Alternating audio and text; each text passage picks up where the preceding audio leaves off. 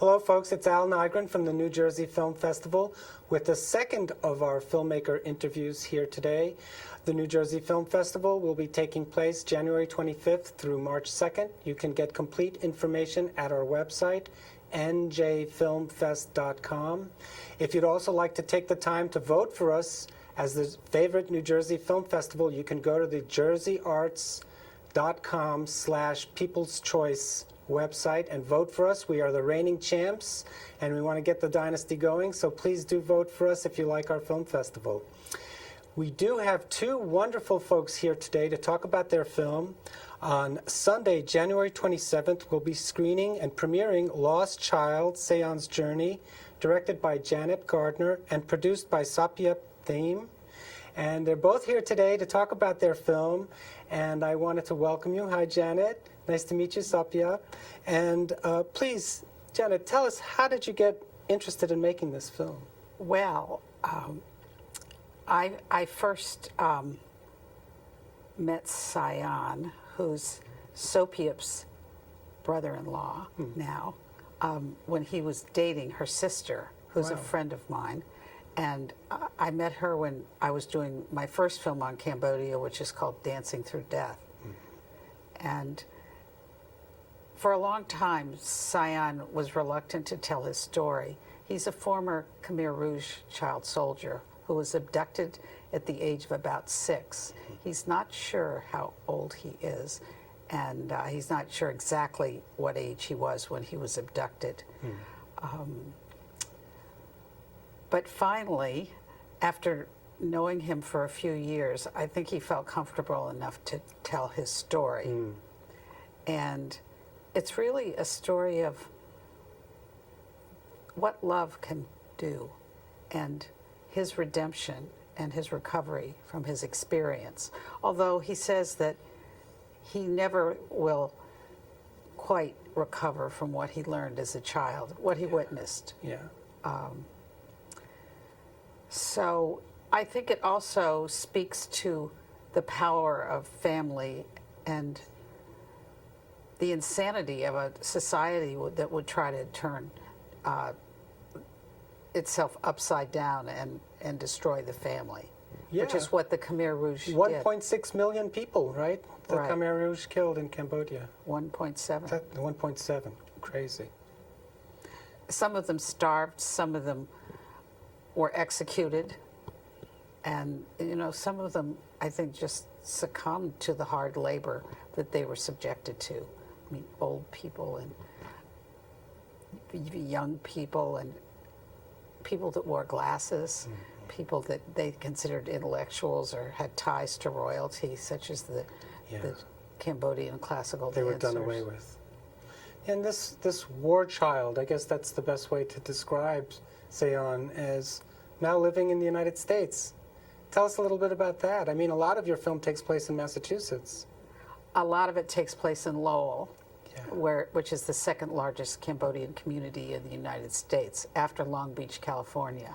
There are about 30,000 Cambodians living there, and one of them is my co-producer, Sapiep Thiem, and I'll let her tell a little bit about life in Lowell. Well, life in Lowell is new to me too, actually. I just moved about 3 years ago. My family grew in Connecticut, and Sayon as well, he grew in Connecticut. But when my older sister graduated from college, she really wanted to reconnect with the Cambodian community, so she moved up there. Sayon at that time was already living there, so they've been really involved in the community. They are on the boards of so many organizations. My sister is so active. It's great to be able to come to a country and be involved in the community and take part and have your voice kind of be projected out. Yeah, because a lot of folks don't know that much about Cambodia post-Vietnam. It's true.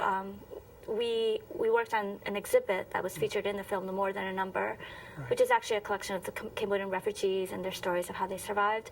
I remember bringing in guests that were of Jewish descent. They know about the Holocaust, but no one really knew that much about the Cambodian history, not even the community members. Really? So tell us how you actually ended up focusing specifically on him because he was available, or because you had a connection with him, or? Sayon, I mean, he's a very sympathetic character. Sayon is a very, very special person, a remarkable person. My late husband was an anthropologist, and he was really knocked out by Sayon and his charisma and how he acculturated, I guess that's the word, how he went from being a child soldier and, really kind of brainwashed by the Khmer Rouge, and made a transition to being adopted by an American family, and a lot of credit, I think, goes to them as well. But eventually, he migrated to Lowell, where I think he felt comfortable, because everybody there speaks Khmer, and he's now leading an organization called Light of Cambodian Children, which is dedicated to keeping Cambodian kids off the streets and involved in sports and healthy activities, and helping them stay in school. And he worked with the police before that in terms of going into houses and asking people, why aren't you sending your child to school? And I think a lot of them were scared of the police. And well, Janet, we only have a few more seconds to go, but I wanted to let people know our jury just absolutely loved this film. They thought it was very engaging. They felt as if, here's the sensitive human being that went through such horror, that there is a chance for somebody to turn their life around. So, folks, if you want to see a wonderful humanist documentary, you absolutely must come on Sunday, January 27th, when we premiere Lost Child Sayon's Journey. And Janet will be there, Sop Hip will be there, and we may even have Sayon there as well, who will be coming down from Massachusetts. They'll be doing a Q&A session at the end of the screening, and we'll be introducing the film too. So, folks, please join us. More information is available at our website at njfilmfest.com, and we hope to see you at the movies. Thanks so much. Thanks so much for coming, folks. oh, it's our pleasure. Thank Thank you.